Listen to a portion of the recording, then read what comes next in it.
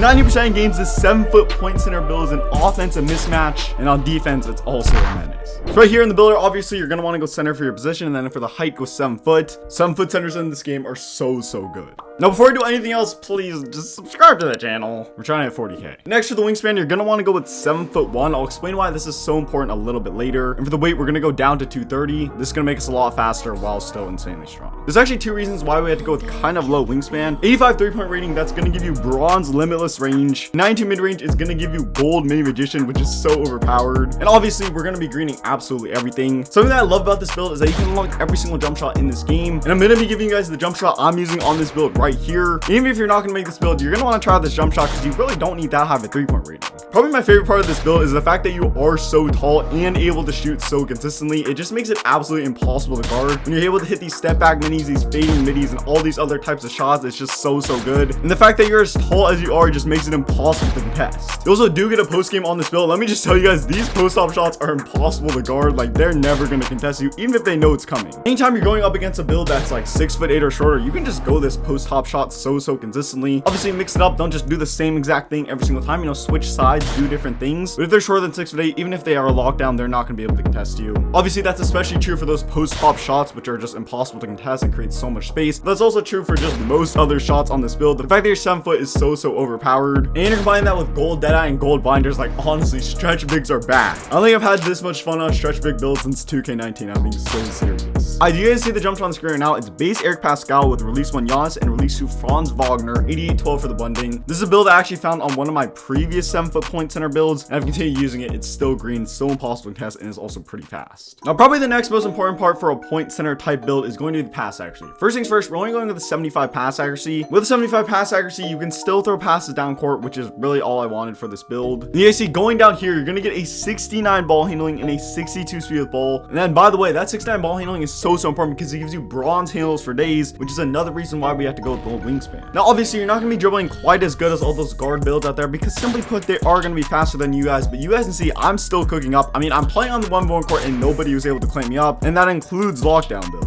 I don't know if I should like drop a dribble tutorial for tall center builds or something, but to be 100% honest, you definitely can dribble in this build. And also, you combine that with the fact that you have crazy dunking and crazy shooting, it genuinely just makes it so easy to score. Also, the fact that you are 7 foot makes your strides so much longer that you don't really feel like super slow, especially when you have the ball. Alright, so after that is going to be the finishing. You guys see, I already put up our post control up to an 85. That's going to give us unpluckable. We're also going to go up to a 92 for standing dunk, which is going to give us a gold fast switch and gold rise up. This post control and 92 standing dunk is so helpful because you can just paint mash if you want to if you're going up against like a shorter build, because those shorter builds will be able to guard you on the perimeter. I personally have more fun just dribbling around on the perimeter like I'm a guard build, and majority of the time you're going to be going up against other center builds that are going to be pretty tall and are going to be able to stop you down low, but they won't be able to guard you on the perimeter. Now, because this is a point center build, you're going to need some driving dunks. So you guys see we're putting up our driving dunk up to a 75. This is very important because anytime you get past someone, you're going to be doing a driving dunk. You do not want to be doing a driving leg because that's going to get blocked. And that 75 driving dunk really gives you all the dunk packages that you need to be able to do consistent driving dunks and also quick driving dunks that aren't going to get blocked. Also, I know you don't get contact driving dunks, but a lot of the time it feels like you're getting contact driving dunks even though you don't get the actual animation because you're 7 foot. So even if someone jumps at you, they're not going to affect your dunk.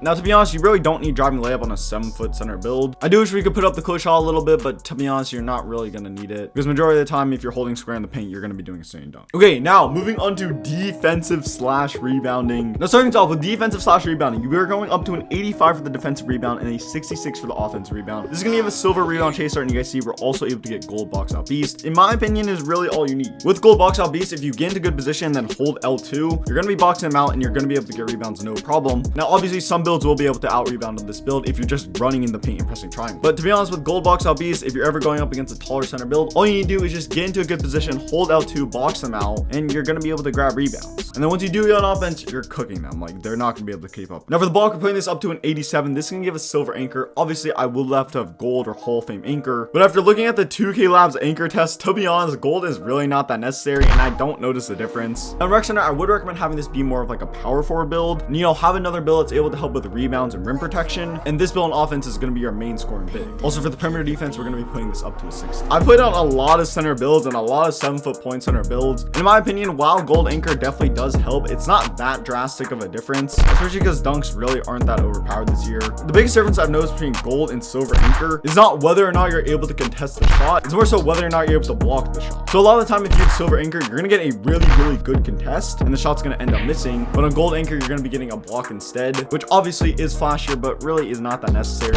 And to be honest, I really do just end up getting dunked on the same amount on this build or a build like gold anchor. Also, to be honest, you do not need steal. I've been able to get passing lanes just fine because I am so big, and even a bump steal right there. Although, to be honest, you really should not be reaching that much on this build. All right, lastly, the physicals. You guys see speed acceleration. That's gonna be pretty solid. 90 strength. That's so good. It's gonna give you gold box hop beast, gold brick wall, and a ton of other important badges. You're gonna want that 75 vert for the dunk packages and also chase down artists, and then 92 stamina is pretty solid. It comes out to be a 3-level threat, and please subscribe.